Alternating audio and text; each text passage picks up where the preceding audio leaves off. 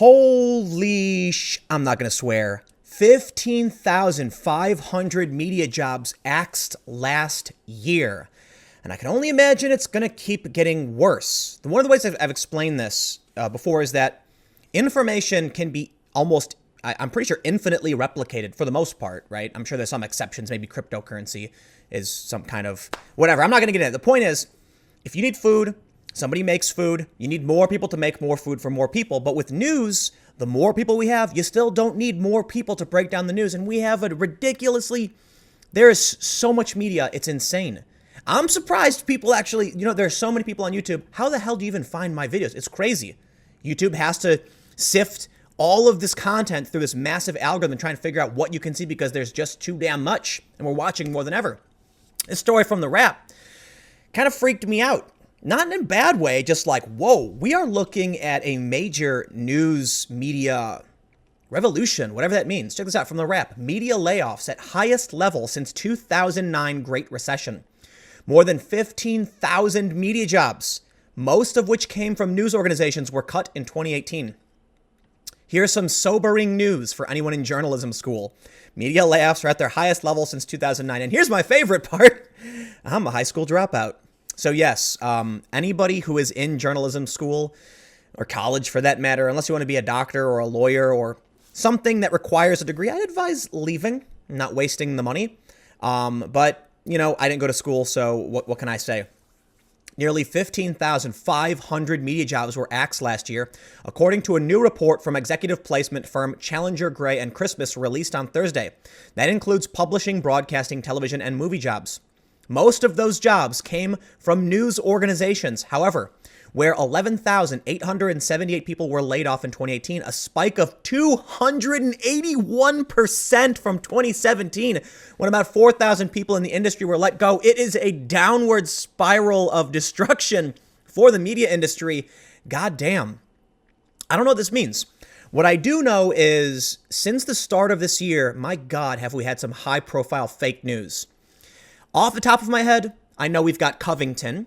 We've got the BuzzFeed Michael Cohen thing, which was denied by the Mueller, and now we have Jussie Smollett. But in all fairness, first, we're still waiting for official confirmation from the police. It's still an allegation against Smollett that it was a hoax, and a lot of media organizations were fairly responsible. It's a difficult story to run. They did say allegedly. Even activist journalist types were like, we're being pretty chill on it because a lot of people doubted this. The point is, we're at a point of such extreme media saturation. Information is easy to come by. It really is. So what we need right now is not basic news facts, right?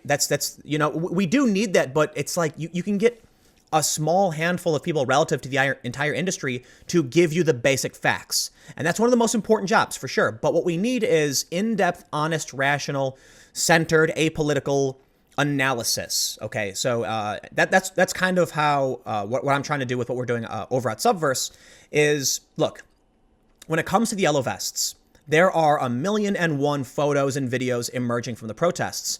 What we need is for someone to look through all of those videos, be there on the ground and tell you this is what happened. And so a better way to explain this, what happened with Covington, you had a factual bit of information. It's really interesting. The information presented in that video of Nathan Phillips in front of that man, that video was factually correct. The comments attached to it were fake, claiming that, Sandman got in the face of Nathan Phillips was wrong, but the video was real. So when presented in the wrong context, factual information became fake news. We have tons of videos emerging from all over the world. What we need now is a class of people, supposed to be journalists, who will look at the evidence and then try and reasonably understand, try and present you with the facts beyond a reasonable doubt, which means they could be wrong. Journalists, they can be wrong. But, to sort through the mess and the noise and find what's true, that's what journalists should be doing. Back in the day, journalists would go and talk to people and then say, here's what we found out. Today, it's like we looked through, 500 hours of footage. Here's what we found out. Almost like investigators. So let's 281%. That's insane. My God. Let's read on. The 2018 cuts were the most since the beginning of the Great Recession in 2009, when 22,346 people lost their jobs. Key business shifts, compounded by tech giants Facebook and Google combining to grab the lion's share of digital advertising revenue, led to the industry-wide shakeup, according to the report. Members of the media, especially journalists, have had a tough few years. Many jobs were already in jeopardy due to a business model that tried to meet consumer demand for free news with ad revenue. Andrew Challenger, VP of Challenger Gray and Christmas, said, as media outlets attempted to put news behind paywalls in many markets, consumers opted not to pay. I'm going to say one thing real quick. I am at a point where I have no choice but to expand my operation. Subverse is up and running. We've got Monday through Thursday videos. We did this awesome interview and analysis with Dr. Deborah So, who's a sexual neuroscientist. I screwed up her title. Apologies, Deborah. But she was brilliant, and the videos got over 55,000 views, which is pretty damn epic for a channel with that at the time when we published the video had it had like 12,000 subscribers, and this video is taking off. So we have a real opportunity to grow. And it's fascinating to see all of the despair and the layoffs from certain organizations and the rampant growth from others. So quick side note, because I do have another story about 2019 media layoffs where we're at so far.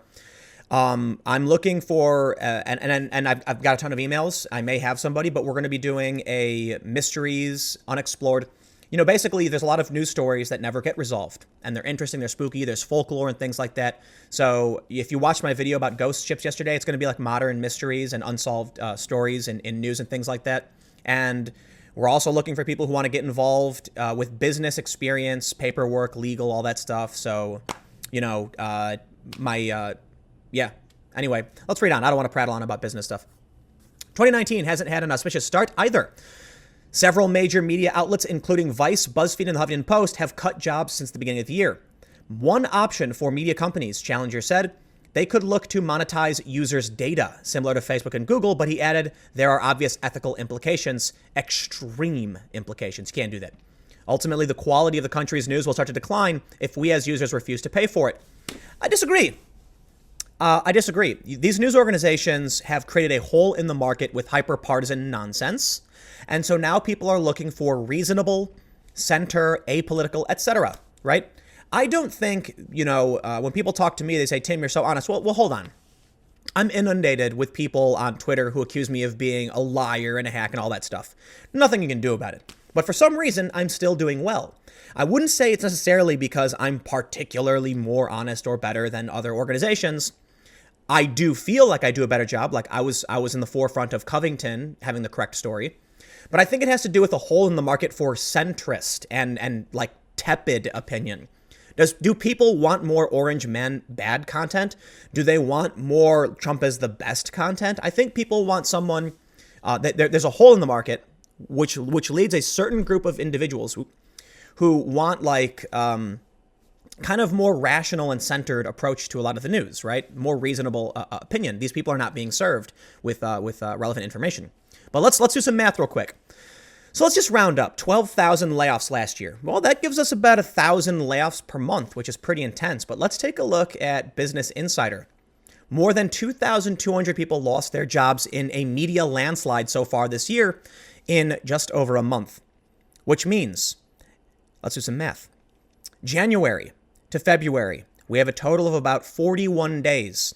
Breaking that down with 2,200 jobs lost, let's just cut off that 200. I know the math isn't perfect, but if we're looking at about 2,000 jobs per month, then media layoffs this year are going to be substantially worse than last year.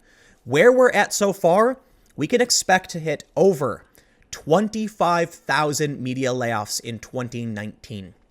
The end is nigh. These companies aren't doing so well. In February, Vice Media, McClatchy, and Machinima announced layoffs and buyouts, respectively, that brought the number of media jobs eliminated in 2019 to over 2,200 in a month. Now, here's what's interesting. They say, it is estimated that between 2014 and 2017, some 5,000 media jobs were cut from the market.